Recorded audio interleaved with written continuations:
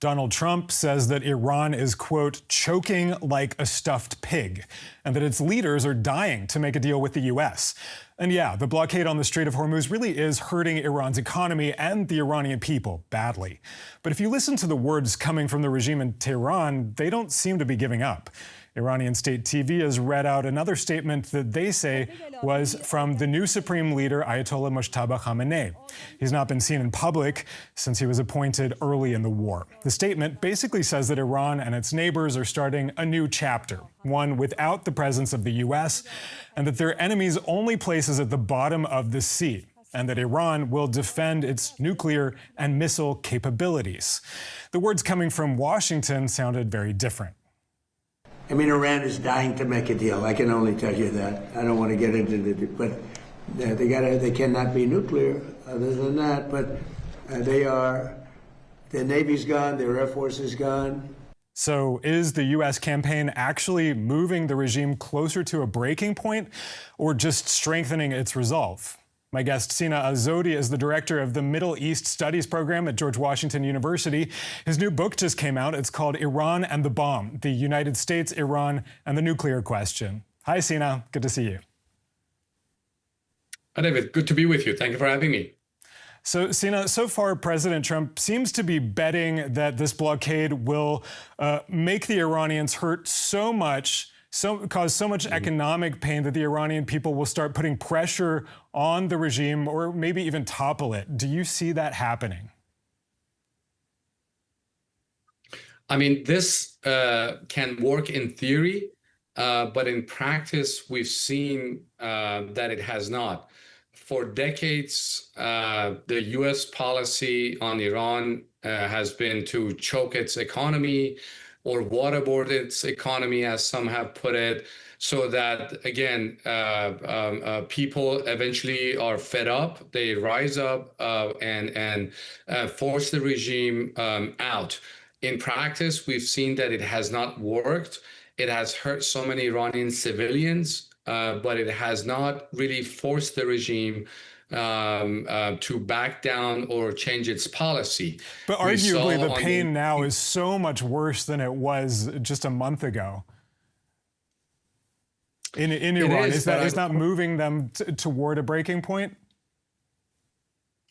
I don't think so, because Iran has an exceptional capacity and tolerance for pain. So I'm not sure if, I mean, again, in theory, this should work, but in practice, I don't think so. Iran is not a democracy that really pays attention to the opinions of its people or public opinion. Really, it's an authoritarian state which focuses on regime survival. So I don't believe that this will force the Islamic Republic to back down on the nuclear issue or anything else. So the economic pressure doesn't seem to be moving the Iranian regime to the table yet. We just heard this statement from the regime talking about nuclear capabilities again. I'm wondering why they're talking about this now, and particularly as President Trump is meeting with the Pentagon, looking at possible military options. Why talk about nuclear capabilities now? Is this meant as a provocation of the U.S. or is it a deterrent? I think it's rather signaling, because Mojtaba Khamenei specifically mentions the nuclear issue as an asset and that Iran will not give it up. So this is a clear signal from the top leadership or whoever issues that statement on behalf of him, that Iran is not going to back down. The problem that President Trump has, he is demanding, when he says no nuclear weapon for Iran, he's really demanding a dismantlement of the Iranian nuclear program, which has been for decades a red line for Tehran. There have been many offers, proposals on the Iranian side, for example, a suspension uranium enrichment for a few years. But if the president, I think, if the president demands a dismantlement of the Iranian nuclear program or zero enrichment or giving up on the principle of enrichment, I don't think that Iranians will back down. But again, I think a moratorium of a few years that both the American side and the Iranian side agree, I think that's something feasible. So right now, President Trump is looking at military options again. Iran is talking about its nuclear program. Do you think that both sides are genuinely getting ready for another possible round of war here? I think so, but at the same time, I think that both sides have a vested interest in reaching a deal.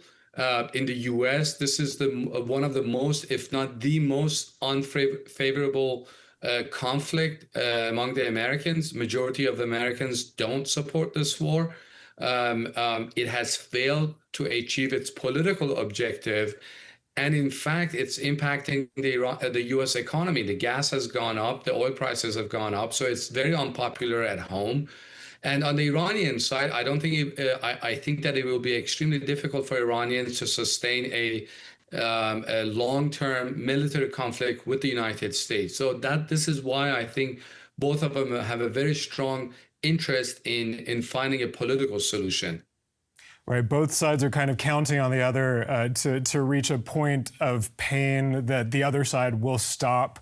Iran has said that Trump's strategy is basically junk because of the oil prices. They're at a 4-year high. Most people in the U.S., as you say, don't really support this war. Now, Trump has told Americans that fuel prices are going to go down after all of this is over. But Iran seems to be saying not so fast. In a post we can look at now on X, Iran's parliament speaker Mohammad Bagher Khalibaf said, today, by managing the Strait of Hormuz, Iran will provide itself and its neighbors with the precious blessing of a future free from American presence and interference. Sina, for years, the big question has been, can Iran make a nuclear weapon? I know that's still the big question, but are we also now going to be talking about the Strait of Hormuz for the unforeseeable future? I think Iranians have found what some people, including myself, have called weapons of mass disruption. What they've learned is that by squeezing the Strait of Hormuz, they can make the global economy scream. There are ripple effects in international markets, fertilizers, other products that have nothing to do, they have no strategic value, but they have been affected in Asian markets. So they've learned that they have this strategic asset that they can use against the West and their enemies. Now, on the nuclear issue, I don't think that Iranians, even prior to this conflict, had a nuclear weapons program. In fact, when we go back to 2025, when the U.S. in Operation Midnight Hammer attacked Iranian nuclear facilities, President Trump came out and said that the Iranian nuclear program has been completely destroyed. And so if the justification for this war was really containing and reducing Iran's nuclear capabilities, both statements cannot be true at the same time. Your book is about U.S.-Iran relations and Iran's nuclear program. Do you think Iran is now more or less interested in building a nuclear bomb than it was before the war? There are two arguments for this question. One is the simple argument, and that is yes, because they saw that their three-pillar national defense strategy, which was the non-state actors and the threshold state of the nuclear program and the missile program, really failed to deter the United States and Israel. So if that has failed and the United States and Israel have attacked Iran, the best solution to deter them in the future is to get nuclear weapons. They saw what happened to Libya. They saw what happened to Saddam Hussein in Iraq. And they've also taken notes from North Korea, which was an attack. So that's the most simple answer, I think.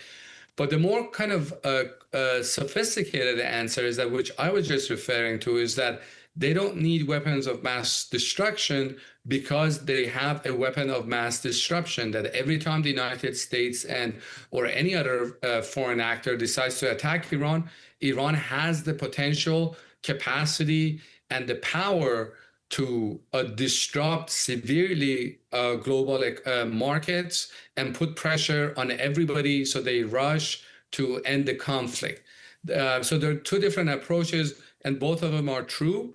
My concern, however, is that with the rise of military figures in Iran, there will be more incentive for them to try to get the bomb.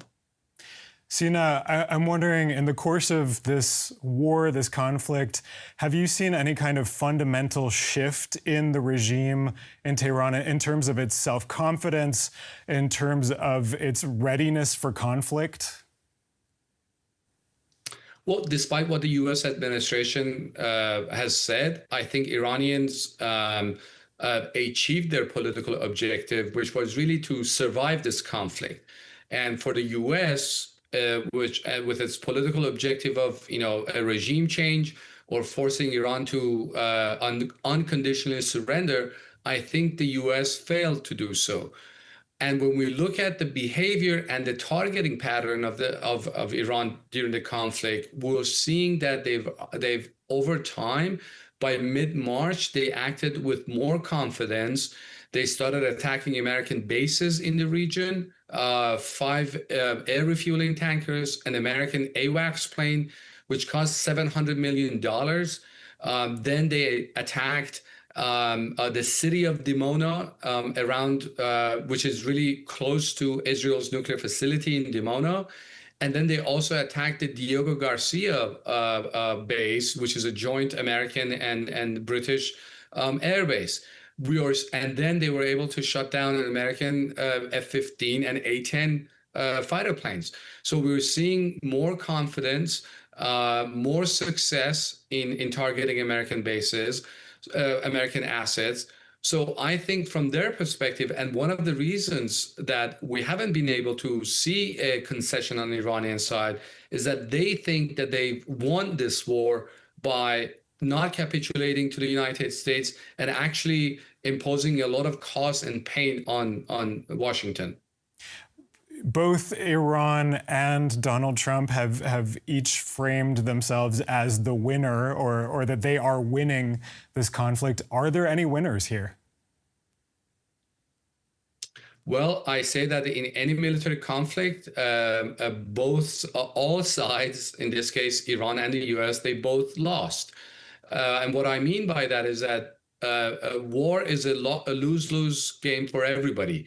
But from this perspective, I mean, you can say that American side claims that because they've destroyed so much of Iran's Navy, or what they claim to be the Air Force, and so on and so forth, they come to the negotiation table with the upper hand. And this is what the president has claimed, that we have all the playing cards. This is why Washington thinks that it doesn't need to give any concessions to Iranians. At the same time, Iranians also coming to the negotiation table feeling that they won the war for the reasons that I just mentioned. And they also don't feel the need to give concessions to the United States. And this is why we're stuck in this situation where each side does not give any concessions to the other side. Sina Azodi is the director of the Middle East Studies program at George Washington University. Thanks so much for your insights, Sina. Thank you for having me. Good to be with you. What do you think? Is the U.S. strategy pushing Iran to the breaking point, or is it backfiring and making the regime stronger than before? Let us know in the comments. And if you like this video, please hit the like button. And if you haven't already, don't forget to subscribe.